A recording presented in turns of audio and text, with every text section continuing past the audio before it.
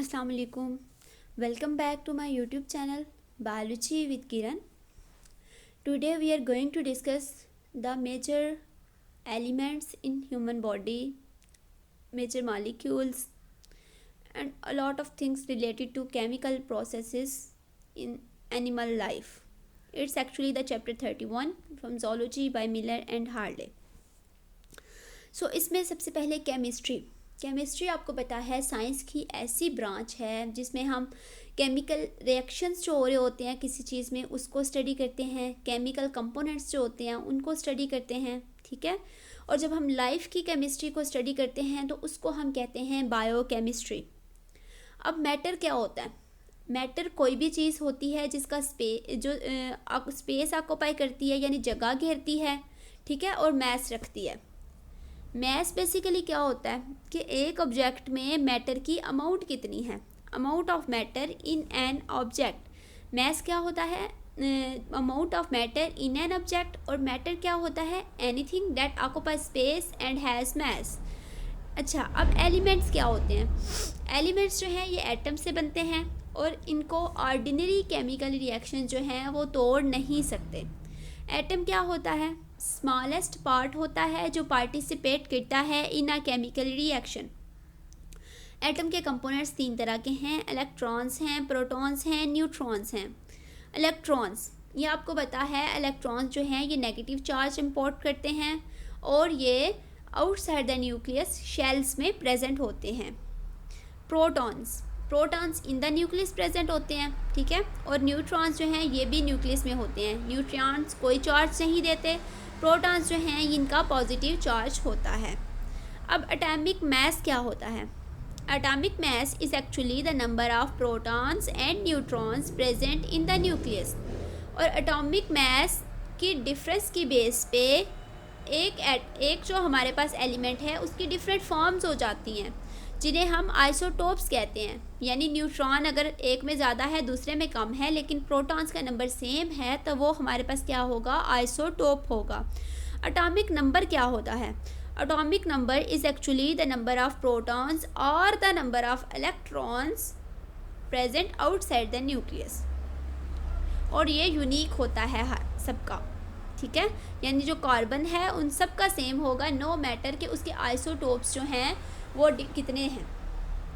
उसके बाद energy levels क्या होते हैं? एनर्जी लेवल्स या शेल्स जिनमें इलेक्ट्रॉन्स जो हैं वो प्रेजेंट होते हैं। और इलेक्ट्रॉन्स की एग्जैक्ट पोजीशन नहीं हम देख सकते एनर्जी लेवल्स में, इसलिए हम इसको क्या कहते हैं? इलेक्ट्रॉनिक क्लाउड कहते हैं, क्योंकि ये मूव करते रहते हैं और एक क्लाउड बना देते हैं। अब एनर्जी लेवल सबसे पहले के शेल है, के शेल में 2 इलेक्ट्रॉन्स आ सकते हैं। उसके बाद एम शेल है, एम शेल में 8 इलेक्ट्रॉन्स आते हैं। एन शेल है, इसमें भी 8 इलेक्ट्रॉन्स जो हैं वो आते हैं। कंपाउंड्स बेसिकली क्या होते हैं कि एलिमेंट्स या एटम्स जो हैं वो यूनाइट हो जाएं तो हमारे पास क्या बनते हैं? कंपाउंड्स बन जाते हैं। मॉलिक्यूल्स क्या होते हैं? जब केमिकल बॉन्ड्स बनते हैं तो उसके फॉर्मेशन से हमारे पास जो रिजल्टेंट कह लें मटीरियल आता है उसको हम मॉलिक्यूल कहते हैं। अब हम देख लेते हैं केमिकल बॉन्ड्स।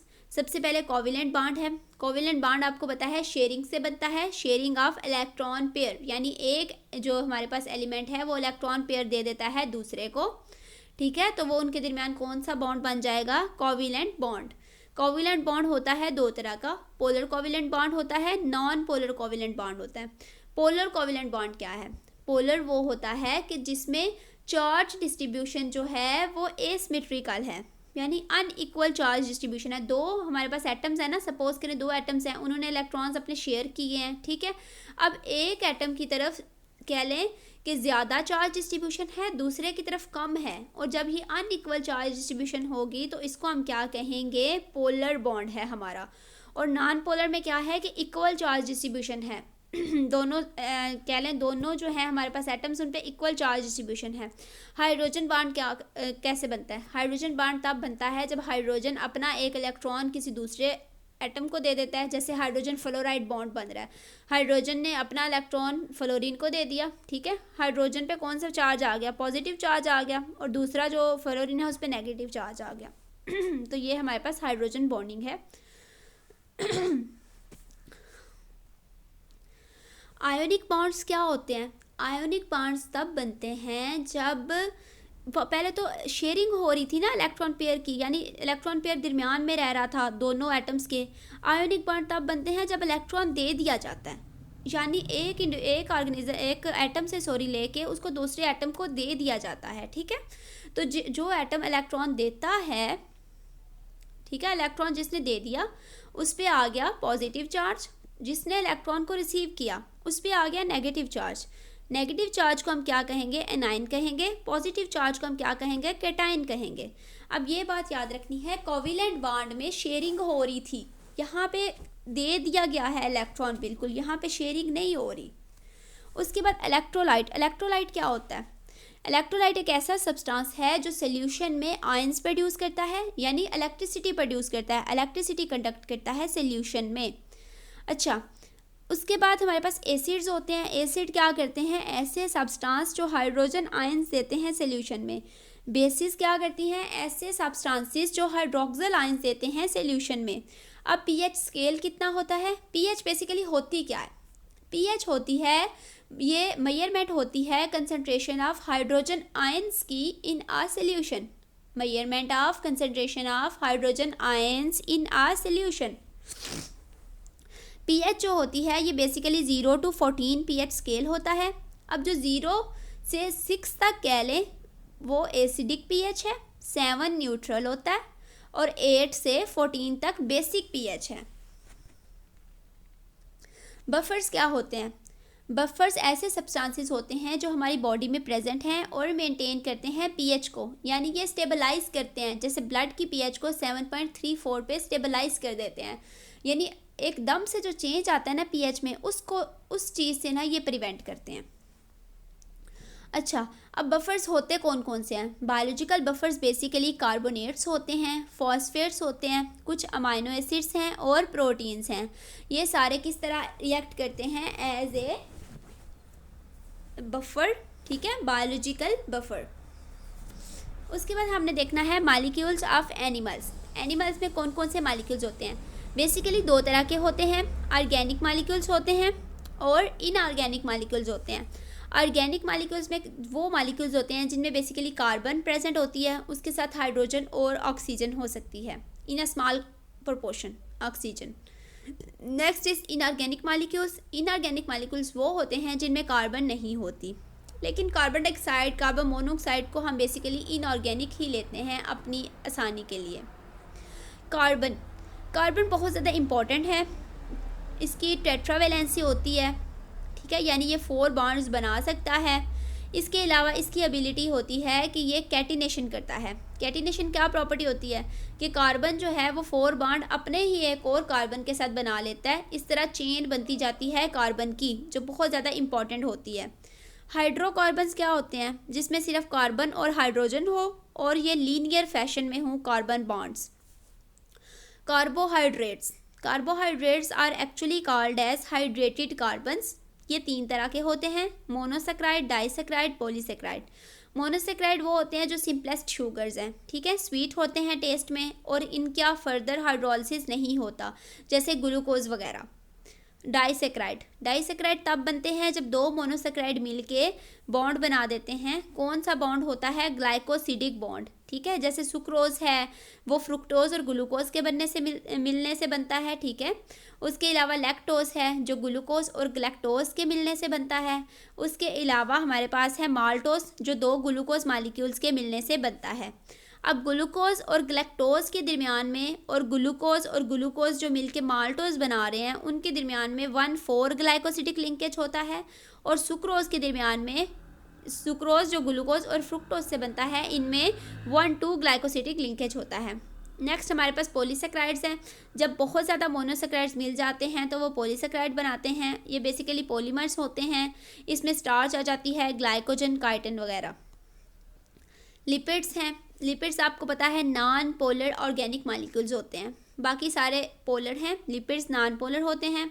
इसमें बेसिकली हमारे पास आ जाते हैं फॉस्फोलिपिड्स, कोलेस्ट्रॉल्स वगैरह। लिपिड्स का जो बिल्डिंग ब्लॉक है वो फैट्स हैं। कार्बोहाइड्रेट्स के जो बिल्डिंग ब्लॉक्स थे वो मोनोसेक्राइड थे। लिपिड्स का जो बिल्डिंग ब्लॉक है वो फैट्स हैं। फैट्स कैसे बने होते हैं? फैटी एसिड से और ग्लिसरॉल से, ठीक है। फैटी एसिड क्या कैसे मॉलिक्यूल्स होते हैं?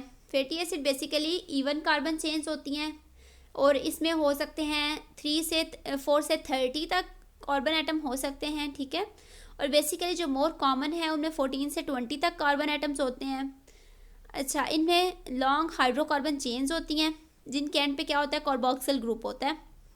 ग्लिसरॉल क्या होता है, 3 कार्बन अल्कोहल है। सबसे सिंपलेस्ट लिपिड जो है वो ट्राई एसाइल ग्लिसरॉल है, ग्लिसराइड, ट्राई एसाइल ग्लिसराइड, जिसमें 3 हमारे पास मॉलिक्यूल्स आ जाते हैं फैटी एसिड्स के और एक ग्लिसरॉल होता है।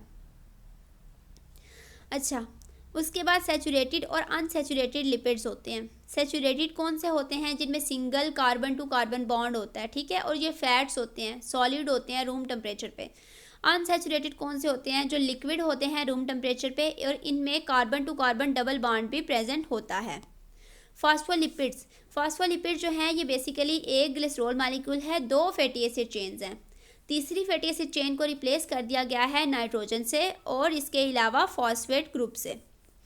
अब फॉस्फोलिपिड्स बनते हैं फॉस्फैटिडिक एसिड से, ठीक है, फॉस्फैटिडिक एसिड, और इसमें 3 नाइट्रोजनस बेसिस होती हैं, कोलिन, एथाइलमीन, सेरीन। नेक्स्ट है हमारे पास स्टीराइड्स। स्टीराइड्स आपको पता है लिपिड्स हैं बेसिकली, और स्टीराइड्स जो है ना इनमें 4 कार्बन रिंग्स होती हैं, 4 कार्बन रिंग्स। 3 कार्बन रिंग्स में ना वो 6 साइडेड होती हैं, एक कार्बन रिंग जो है वो 5 साइडेड होती है और टोटल 17 कार्बन एटम्स होते हैं। इसकी एग्जांपल हमारे पास है कोलेस्ट्रॉल। नेक्स्ट हमारे पास प्रोटीन्स हैं। प्रोटीन्स आपको पता है बहुत सारे फंक्शन परफॉर्म करती हैं, हार्मोन्स के तौर पे होती हैं, ट्रांसपोर्ट में इन्वॉल्व होती हैं, प्रोटीन रिसेप्टर्स होती हैं, प्रोटीन स्ट्रक्चरल कंपोनेंट होती हैं जैसे हेयर वगैरह का, नेल वगैरह का। प्रोटीन एक जो है वो कह लें, इसके अलावा प्रोटीन जो है वो हार्मोन्स के तौर पे यूज़ होती हैं, यानी डिफरेंट फंक्शंस हैं प्रोटीन्स के। प्रोटीन्स का बिल्डिंग ब्लॉक है, बेसिक यूनिट है वो अमाइनो एसिड्स हैं। अमाइनो एसिड जो हैं इनमें 4 चीज़ें होती हैं, अमाइनो ग्रुप होता है, कार्बोक्सिल ग्रुप होता है, हाइड्रोजन होती है और आर ग्रुप होता है। आर ग्रुप जो है उसमें डिफरेंट फंक्शनल ग्रुप्स आ जाते हैं। बेसिकली 20 अमाइनो एसिड्स होते हैं हर टाइप की प्रोटीन के जो बनाते हैं, ठीक है। अब जो अमाइनो एसिड्स होते हैं उनके दरमियान में बनता है पेप्टाइड बॉन्ड, और ये पेप्टाइड बॉन्ड जो है ना ये बेसिकली 2 अमाइनो एसिड्स के दरमियान में बनता है और इसमें वाटर जो है वो प्रोड्यूस होता है। प्रोटीन के स्ट्रक्चर की बात करें तो प्राइमरी स्ट्रक्चर लीनियर अरेंजमेंट होती है प्रोटीन्स की, ठीक है, लीनियर सीक्वेंस में अमाइनो एसिड्स अरेंज होते हैं। सेकेंडरी स्ट्रक्चर में अल्फा हेलिक्स आ जाता है, यानी टर्न बाय टर्न हो जाता है, और बीटा प्लेटेड शीट आ जाती है। टर्शियरी स्ट्रक्चर में हमारे पास 3 डायमेंशनल स्ट्रक्चर आ जाता है, और क्वाटर्नरी में 2 चेन्स यानी 2 प्रोटीन की जो टर्शियरी चेन्स हैं वो मिलके क्वाटर्नरी स्ट्रक्चर बना देती हैं। उसके बाद न्यूक्लियोटाइड हैं, न्यूक्लिक एसिड, इनका जो बेसिक बिल्डिंग ब्लॉक है वो न्यूक्लियोटाइड है। न्यूक्लियोटाइड बनता है नाइट्रोजन बेस से, राइबोज या डीऑक्सीराइबोज शुगर से और फॉस्फेट ग्रुप से, यानी 3 चीज़ें मिलके न्यूक्लियोटाइड बनाती हैं। और न्यूक्लियोटाइड जो हैं वो मिलके फर्दर क्या बना रहे हैं, न्यूक्लिक एसिड यानी डीएनए या आरएनए। नाइट्रोजनस बेसिस आपको पता है कि वो बेसिकली होती हैं 4 टाइप्स की, एडिनिन, गवानीन, थाइमीन एंड इसके अलावा अगर हम आरएनए की बात करें तो उसमें यूरासिल होती है थाइमीन की जगह पे, साइटोसिन। अच्छा, उसके अलावा एडिनोसिन फॉस्फेट जो है ना ये केमिकल मैसेंजर्स होते हैं, जैसे साइक्लिक एएमपी वगैरह है। न्यूक्लियोटाइड जो है ये कोएंजाइम के तौर पे भी काम करते हैं, जैसे निकोटिनामाइड डाइन्यूक्लियोटाइड, नैड है, फैड है। और न्यूक्लिक एसिड आपको पता है आरएनए और डीएनए होते हैं। डीएनए में क्या होता है, डीऑक्सीराइबोज शुगर है, आरएनए में राइबोज शुगर होती है। इनका डिटेल्ड इंट्रोडक्शन डीएनए और आरएनए का आप चैप्टर 3 में देख सकते हैं, same playlist, Miller and Harley, zoology. So thank you.